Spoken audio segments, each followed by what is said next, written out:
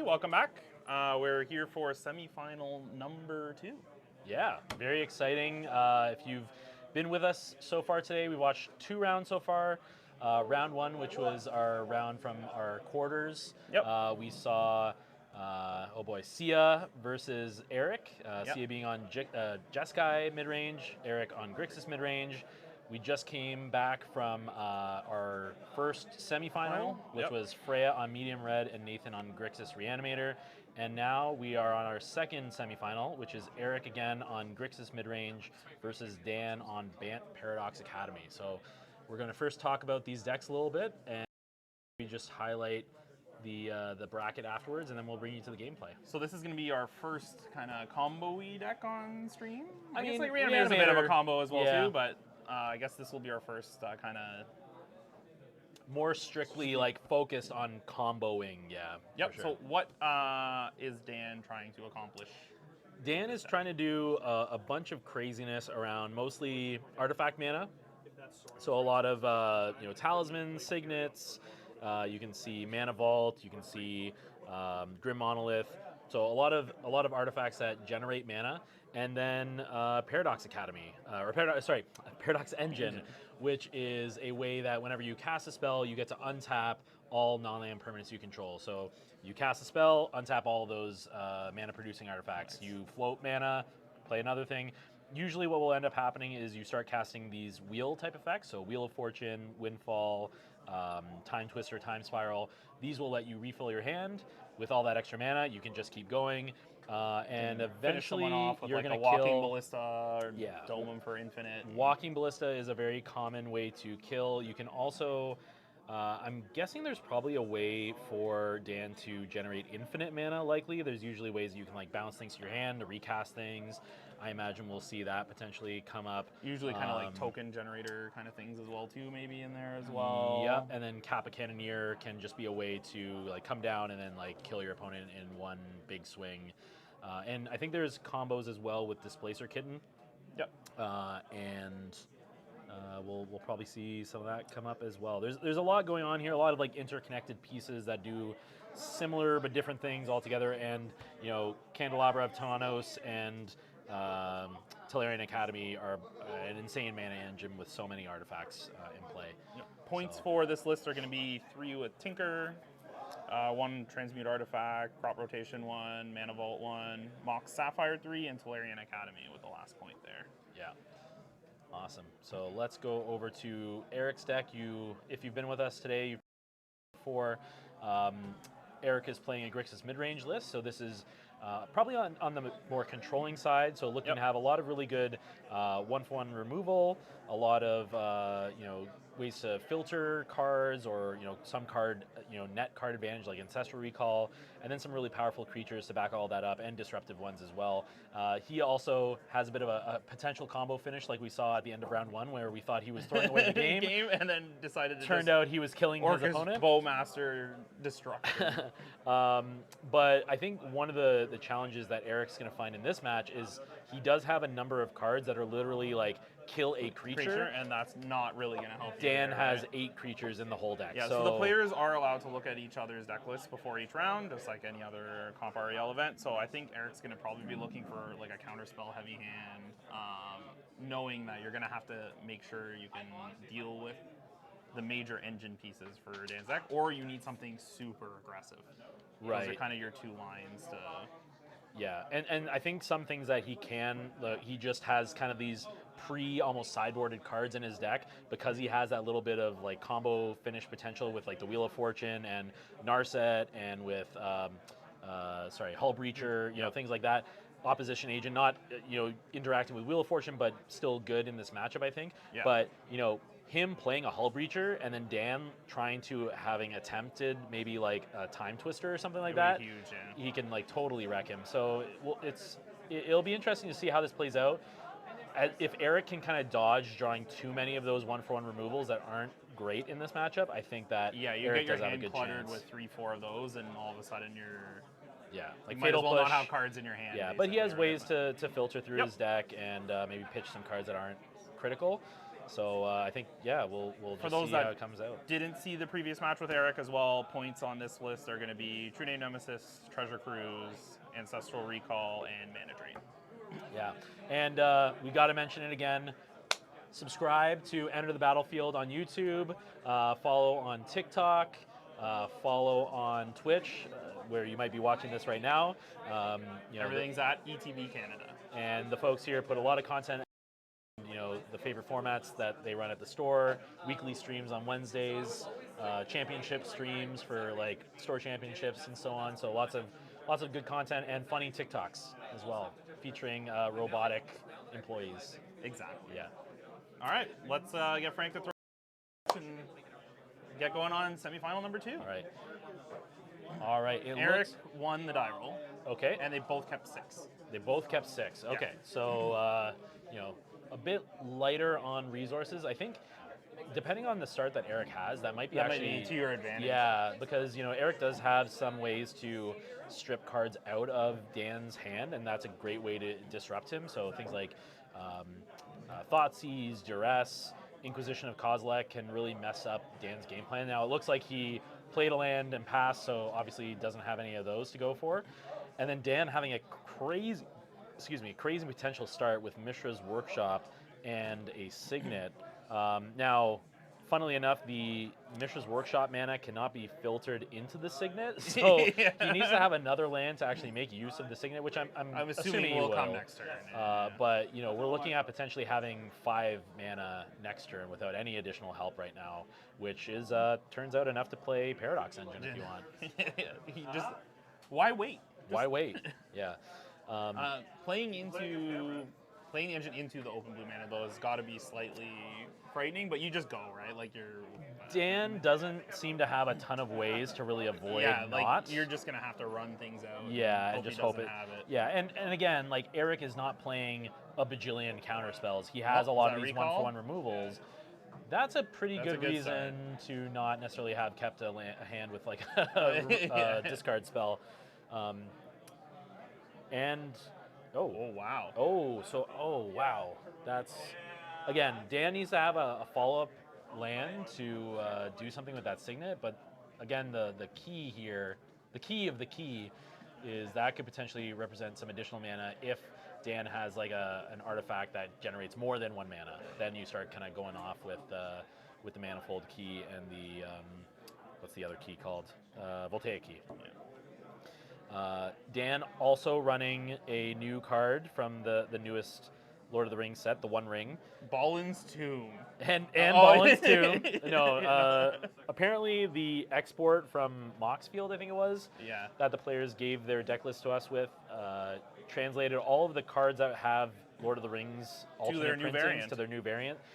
So I don't believe that he is actually playing the Balin's Tomb version of Ancient Tomb or the Glittering Caves of Aglaron or the Weathertop. Yeah, like all these cards that were a bit confusing to us. But anyway, he potentially has a crazy turn next turn.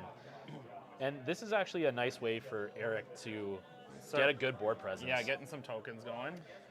And actually seeing what's going on with Dan's hand to better plan kind of some of the future turns.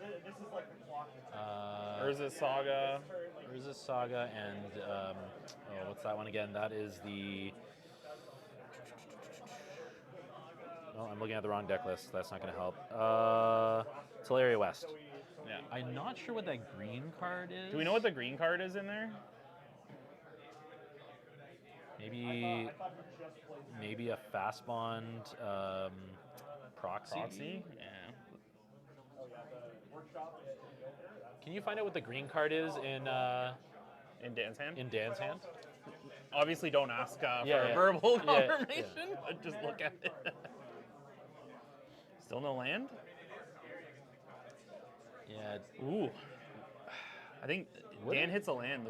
This goes crazy, but I got the Urza Saga. I mean, Urza Saga is...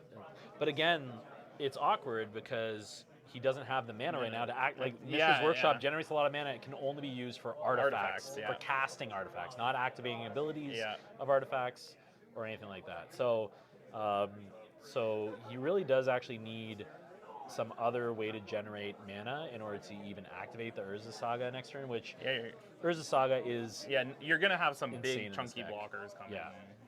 Makes Coming up huge as well, too. creatures that. Oh, Sorry? Tanglepool Bridge. Tanglepool Bridge. Yeah, What card is that? land. Oh, the was that a proxy? Oh, okay, all right. Didn't look like any Tanglepool Bridge I've ever seen. Oh, maybe it was a breeding pool. Oh, it could be breeding yeah, pool. Okay, it was there the you go, yeah, Infinity breeding pool. Yeah, that's what why it was hard to see through there. Yeah, so Urza Saga, I mean, unless he has something else, we're not going to see the token next turn. Maybe the upkeep or main phase trick before it goes away, make one more. Oh no, I guess if he plays a land here, he can actually. He will have enough. Need the land, but we've. No, he has a breeding pool. He has so a we're ton good. of lands in his hand. Yeah, so we're definitely going to see some chonky tokens, unless Dan has picked up something much better, which is certainly possible. He does have a pretty crazy mana start here. Looks like we're figuring out what it is we want to play. The Otawara coming down. And I can see why he's thinking about maybe keeping that in hand. It does give you an option later in the game to maybe bounce something. Hull Breacher coming in. Okay, so this Hull Breacher is a big deal. Again, we were talking about some of the ways that Eric can disrupt Dan. Dan has a lot of these draw sevens, kind of how he can go off, and now effectively shutting him off from doing that until he deals with this Hull Breacher, which... Notably, I also just saw Force in Eric's hand as well. Ooh, Force of Will. Was it Force of Will or Force of Negation? Force of Will. So Force of Will also being a great way for him to tempo out Dan, and also with the third path Iconoclast, actually generate board advantage at the same time. And we're just going in. I guess we don't care about having the Hull Breacher get eaten unless we have a way to kill it. There's going to be a way to kill that. Yeah. Almost certainly. Maybe a Kolaghan's Command or something. Yeah, and you can tap out here because you know you have I called it. Very nice. Oh, and it's a 3/3, so it actually kills both. Yeah. So Kolaghan's Command, having the modes deal 2 to any target and kill an artifact. Then artifact leaving, then... Yeah, even though things like Mishra's Workshop and Urza's Saga at a glance looked like they would be artifacts. They are not. They are not. So he had 3 artifacts on the board, destroying dealt 2 to the 1 token, killed the other artifact. Now it's a 2/2 3/3 is a with 2/2, and it's gone. But like Urza's Saga is just so insane in a lot of decks, but I think especially this one. Like he can go and get Candelabra right now, which is insane with the Mishra's Workshop. He can get another key if he thinks that's something he needs. He can get Sensei's Divining Top if he wants a bit more card selection. Like there's a lot of flexibility that he has with the trigger, the final chapter trigger on the Urza Saga.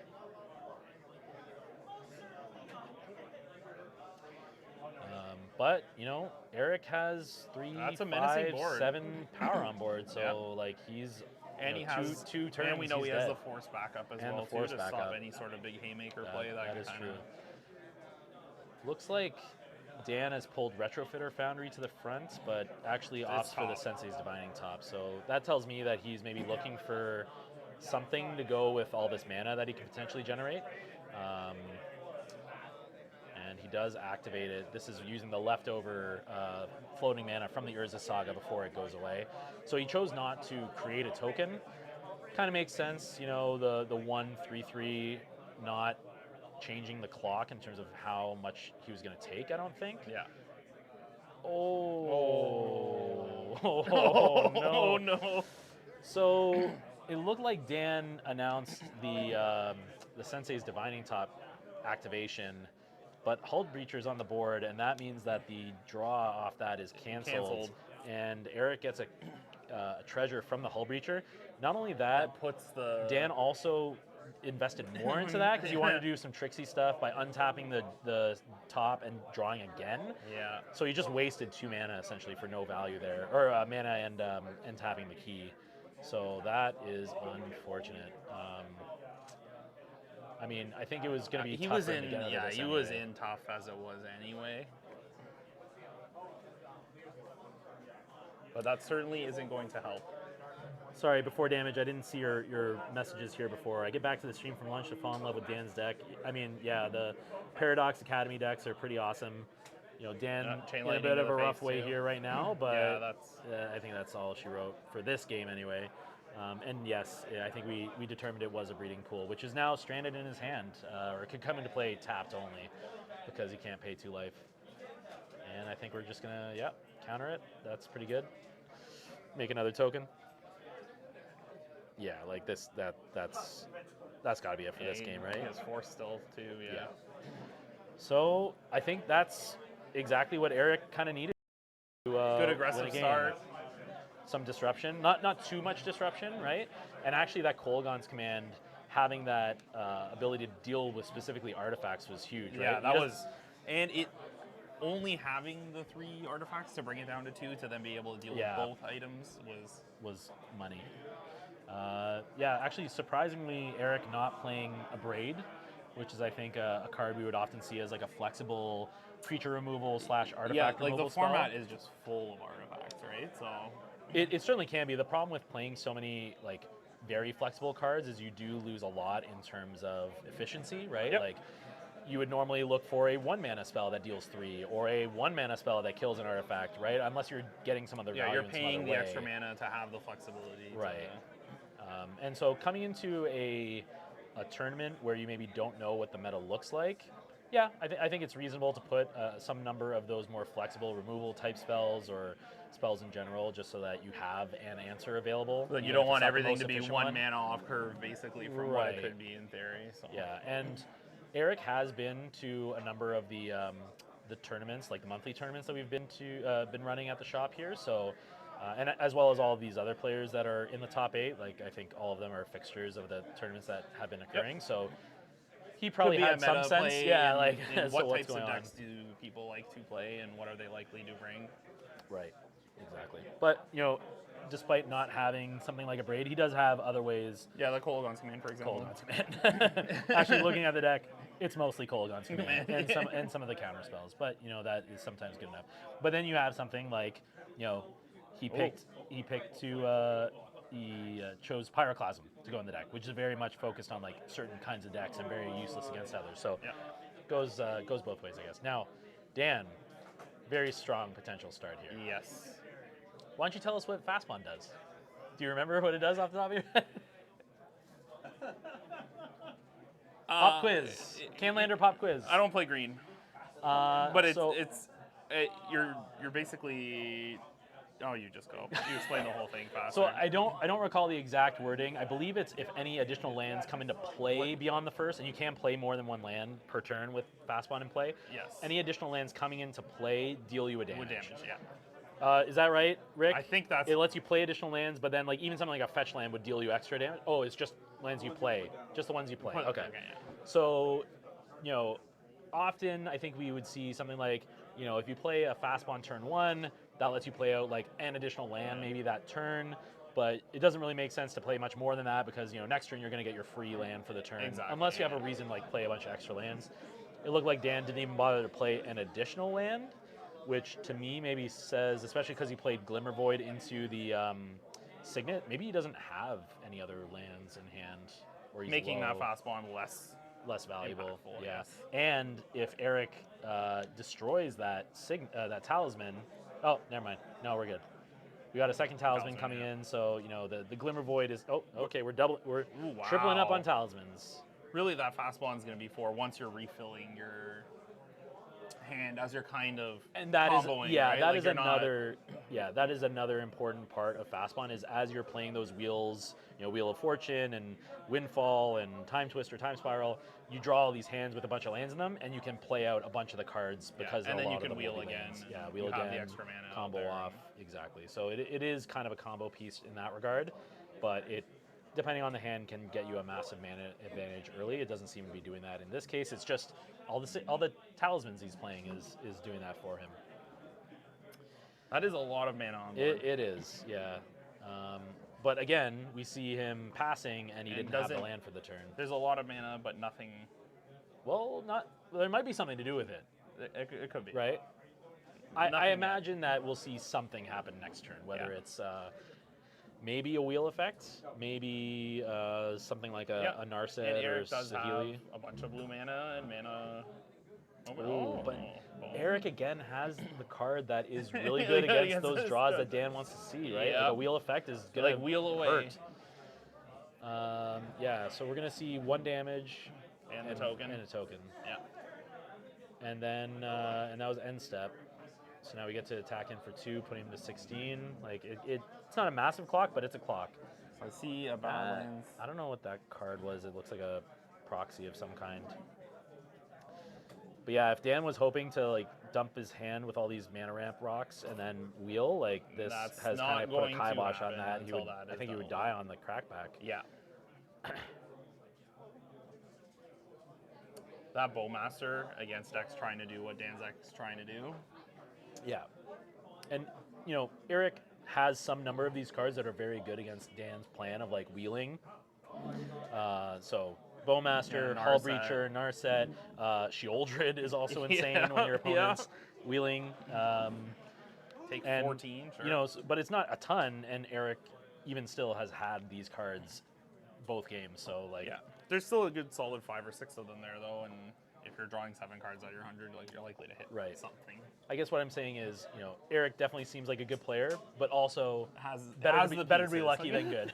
Has the pieces. You still have to draw the cards off the top of your deck. So, and again, no land drop from Dan. I'm very curious what he has in hand because he's not playing a ton of instant speed stuff. It may be that he has a wheel and is just like, yeah, I can't play wheel this. now. Yeah. There are 4 or 5 cards there though, from the looks of it. But and he has a handful of removal spells, but most of his deck is like mana producing.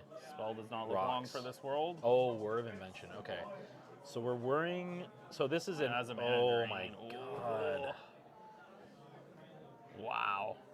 So Whir of Invention could have allowed him to get a 2 or less cost artifact and put it onto the battlefield directly, and that's at instant speed.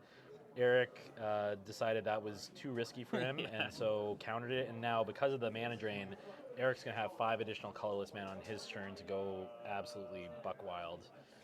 And who knows, maybe we'll see another wheel finish with the Bowmaster. Yeah, why not? That was so sick. Yeah, that was sick. Especially sick because we just thought he was throwing away the game. And he obviously knew what he was doing, is played this deck He a fair bit. did give his opponent an out. Did he, though? I think if Sia had any way to bounce or like He had no counter mana or open. He had no mana open at that time. nobody. He is drawing the 7, so you know what I mean. If he finds a free spell to, Yeah, I think in that case, it was Sia probably Sia safe, had though, like yeah. counter I spells think with the free Sia had spells. mentioned he had 1 out from wheeling into Alright. the cards, but Fair enough. Fair enough. So I don't know what that proxy card is. Fabricate? Okay. So he's looking for an artifact. Walking Ballista. Okay. I like Dan doesn't look like he's anywhere close to generating enough to make Infi mana. 19 damage So worth of walking I ballista. imagine that this is more of like a walking Defensive ballista, walking ballista, yeah. for like some kind of you a value ballista. you have to get rid of the Bowmaster. Yes. And Yeah, and if Eric has another counterspell, that's gross. Oh my gosh, lose focus. Yeah, just get wrecked. That's a rough way. And for Dan, like he does have some number of removal spells. He has like Prismatic Ending, and you know, he could do like an Oko could Turn something make into that just just an 3/3 elk elk. instead of having the ability. So like he does have some ways, but minimal. not a ton. And we now have we're running out of time. 11 mana to play with here as well. 9. Is it 9? Five, 5 over 5 there. plus 4. Well, I guess 10 now. Oh, 10, yeah. So, and it's not like Eric has no cards in hand. He has 4 cards in hand. So, yeah, this is going to be really tough for Dan. I imagine this card having been printed made Dan a sad person. Yeah. Like Orcish Bowmasters. The second this card appeared in the spoilers, I think a lot of people got excited, and then an equal number of people got scared. Yeah. And I think a lot, well, like with Lord of the Rings set being almost like a modern Modern Horizons type deal, where Yeah. it's printed for legality in the modern format, skipping over standard, but still available in some of these Eternal formats, and obviously Legacy and Vintage and Canlander. I think a lot of people were hyped about it in modern, and I think it is good there, but I don't think there's as many like raw card draw No, spells yeah, I happening. think like Legacy and Right. formats like this are, Yeah, are that's where where it's it's really, really an all-star. powerful. Wow. Holy Oh my moly. goodness. Oh my god.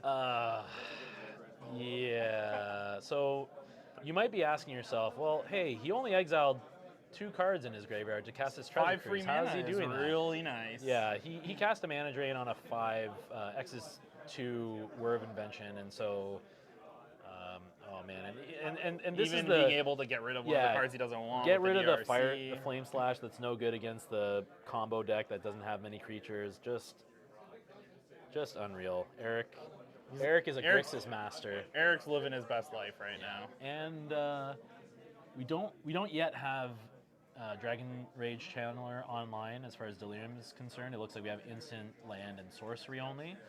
But I mean, do you need it right now? Nah. It's still a threat, can Yeah. still hit, and it still has the Looks the like hand filtering we for you. finally drew 3rd land. Did that just happen right now? I believe so. I think it did. Yeah. Yeah, because last turn he went Fabricate into the 2 mana for Walking Ballista. And at this point he's like, yeah, I just need to cast this because I'm gonna die. I mean, I guess that's what's happening. But this is gonna hurt. He's gonna take 2 from the Bowmaster, and the 1/1 army is gonna gonna grow grow. into a 3/3. But he does untap 3. He needs to get something crazy here, and I Like, don't know immediately. what it is. Yeah, I don't think he That knows hand what it is gesture was either. one of Yeah. those like that. Yep. Deal 2, grow this by 2. Like, yeah, this card. I should probably get one of these cards. It's a pretty good card. Seems pretty good. By the looks of it, Eric should get one too. maybe if he wins. Maybe with his store credit his he's store about to credit. acquire, that might be a target. I think his MVP in a few matches here. Yeah, he's probably owes it to the Orcish Bowmasters to get a real copy of it. Oh, okay. Interesting. Okay, I mean, he's still in a rough way, but it's something. Maybe it's just a really sweet blocker. We'll find out. Wait. Okay. I mean, I guess. So a couple things can happen here. If Eric just burns him for a couple points of damage, Dan's just dead on the spot. If he kills the Hull Breacher, which it looks like might be happening, like a drown in the lock. Then he doesn't. Then he draws the 7 cards, and he doesn't get his opponent give his opponent a bunch of treasures. Yeah, that was critical. And I think at this point Dan was at such a low life total, he just has to hope for the best, right? Yeah. But I think this is now going to be the game because Dan needed that mana to be able to potentially do something as a follow-up. Like there might be a combination of cards that he can draw to do something, but he's at 2, so he can't even fast bond. We need more dice. There we go. Oh my gosh. Yeah, I suspect that we'll be seeing Eric take this and the match in a few moments here. Yeah, like what 7 cards are you? Is there anything? Well, I think he played a land for his turn. He played a land so already he can this play turn. Academy going to 1 with the fast bond, yeah. That might be something. That might be the start of something, but it's going to be really tough. The Walking Ballista also notably is back in the deck, but now with that army being a 10/10, you have exactly drawing that land going to 1. And then like having the wheeling perfect like a god or something. Yeah, I don't know. yeah. Having the perfect combination of cards. But you need to get rid of the Bowmaster before you even draw anything else. So Right. like you. Oh, okay. This could be but like he's not. I assumed if he had the Tolarian Academy, he would It have would be dropped out there already. Yeah. It looks like he maybe has a Mishra's Workshop, but I don't think he has any relevant artifacts to cast off the Workshop. And ultimately, again, like, that's going to put him to 1. And then even if he kills the Bowmaster, or even if he kills the 10/10, like, he's going to have 2 other idiots, coming in and killing him. So this feels like just a, hey, you know what? Last game action of the tournament. Yeah. Well played. Well played. Yeah, that was a tough match. And again, like, Eric had the cards that just put Dan in the spot, like kind of the perfect counter to what Dan is looking to do, draw a bunch of cards and go off. Yeah, before the match started, I like 4 A lot harder, playing. yeah. Like, I could just kind of rocket off to a quick start and get out of control, but if it didn't, like, Eric's deck has the answers to, like, stop all the key pieces from coming in and being able to finish you off, and having your early threats there to kind of put that pressure on and make sure your opponent has something right away. He was able to do both games, and like Bowmaster in that matchup was just crazy. Again, I think that there's maybe a bit of rough luck on Dan's side. Like, that game he had fast spawn, which that deck certainly wants to have, but and then no follow up. Just didn't really get to do anything with it. And Eric, he drew a couple of these removal spells, but he didn't seem to get flooded with a bunch of stuff that didn't do anything. It's not like his hand had like Unholy Heat and like a bunch of other cards in it that you're doing nothing with. That is the way the cookie crumbles sometimes. I do wonder if they play that matchup like 5 more times. Yeah, well, obviously this like looked super one-sided here, but I highly doubt. I think it's a lot closer than what that indicated. Yeah, I feel like every game Eric's deck's going to be looking like it's doing something, but then some of the games like Dan's deck on turn 3 or whatever is just going to. Yeah, we never saw like a really busted fast start by Dan. Like, he was almost there with the Mishra's Workshop, to go for it, but not like the item that comes out to then make all of that mana really and worthwhile. Yep, exactly. Like, I'm sure Eric was probably pretty scared when like it's turn 2 or whatever, and there's like 3 signets and all this stuff sitting there. He's like, oh, what am I in for? But I'm in trouble. So maybe let's just bring it back to the bracket. Second semifinal match. So now we are going to be heading into our finals after probably a short break here with Eric on Grixis Midrange versus Nathan on Grixis Reanimator. So same colors, very different decks. Very different decks. I mean, they do obviously share a number of the same cards, and we'll talk about that, I think, probably when we return. But it's obviously Grixis best color combo as proven by seems like today's it, tournament. and based on the Lord of the Rings decks that came out, the Mordor one was the one everybody wanted. Maybe this is just Grixis' world, and we're just living in it. Yeah, Sauron's world, and we're just that's it. That's right. Cool. Well, maybe just bring it back to us for a second here. Say goodbye to all the lovely people for the time being until the next and round. since Frank cuts this up, we have to do this each and every single time. So depending on which video piece you have seen, you get this notification. Never miss it. But please click the button to subscribe to our Twitch if you're watching on there, our YouTube if you're watching it on there. Follow our socials. Everything is at ETB Canada, so that we can keep making awesome content like this and keep Frank busy editing videos. I am not an employee of the store, but I should mention it because apparently the owner of the store didn't mention it. They also sell cards. No, we do. Yeah. We don't just play with them. So we don't just make content. We actually sell, or they sell cards. So go to enterthebattlefield.ca, and they have a massive selection. I buy cards from here all the time. I buy cards from here all the time. He buys cards from here all the time. You probably may also buy cards here from time to time. They have some great stuff, lots of good stuff that you can pick up. And if you don't see something on there that's old and cool and rare and you're trying to find something, just reach out to us and we can get it for you. There you go. All right. Frank, was there something else you wanted us to say? Oh, Rat B. Thanks for following. Rat B? You know what? I like Rat B even more than Rat A. You're Rat A in my heart. Right. So I think we're going to take a short break here, and when we come back with the finals. 6 months leads up to this moment, and it might be Nathan. It was worth it. It was worth it. We'll be right back.